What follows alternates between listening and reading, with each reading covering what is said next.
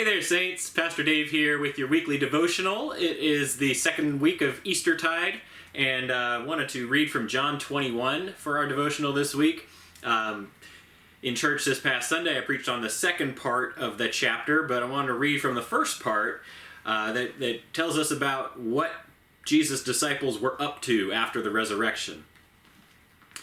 So, after this, Jesus appeared again to the disciples, this time at the Tiberias Sea, the Sea of Galilee. This is how he did it. Simon Peter, Thomas, nicknamed the Twin, Nathanael from Cana in Galilee, the brothers Zebedee, and two other disciples were together. Peter announced, "I'm going fishing." The rest of them replied, "We'll go with you." They went out and got in the boat. They caught nothing that night. When the sun came up, Jesus was standing on the beach, but they didn't recognize him. Jesus spoke to them. "Good morning. Did you catch anything for breakfast?" They answered, "No." He said, "Throw the net off the right side of the boat and see what happens." They did what he said. All of a sudden, there were so many fish in it, they weren't strong enough to pull it in. Then the disciple Jesus loved said to Peter, "It is the Master." Old habits die hard, don't they, saints?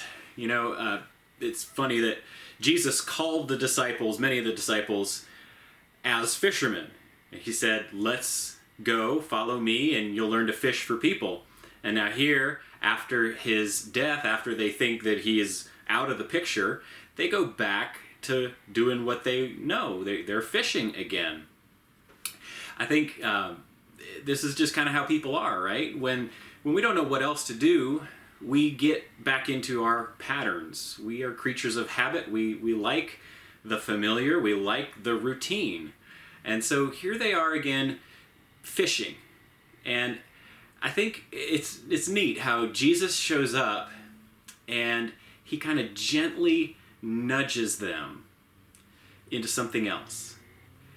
They're fishing, they're not catching anything, and Jesus suggests, "Why don't you try the other side of the boat?" And that's not a big change. That's not a major departure from what they were doing. It's just move your nets from here to there and try again. And yet that makes all the difference for them. All of a sudden they've got overflowing nets. They can't even pull these fish into the boat. I wonder, saints, what that could mean for you. What patterns could you be stuck in? What kind of habits have grown up in your life? Maybe your pattern is how many hours you're putting in at work, and it just gets a little bit more and a little bit more and a little bit more, and all of a sudden you are really spending all your time there. Maybe your pattern is the way that you spend your resources, your money, and you've got a certain kind of lifestyle or habits that you have that are really taking up more of your money than you realize if you ever sat down to look at it. What are your habits? And how could Jesus maybe be gently nudging you?